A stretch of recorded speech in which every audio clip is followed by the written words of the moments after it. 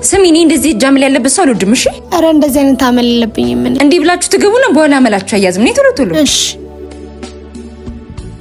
ወንድሜ እስካሁን አልተነሳህም? ወንድሜ አንቺ ቤቱን አጸዳጅ። ጨርሻለሁ። ማናት እሷ ደግሞ? አዲሷ ሰራተኛ ናት። ሰላም። እንዴት አባቷ ነው የምታምረው እባክህ። አንተ አትሄድም መሰለኝ። በቃ እኔ ልሂድ። በቃ አንቺ ጂቴ እንዴት እንዳመመኝ ብታይ። አይዞህ በቃ መጣሁ እኔ። የምትፈልገውን ትስራለች። እሺ ንገራት። እሺ እትዬ እንደዚህ አይነት ቤት ሲጀመር መስራት አልፈልግም።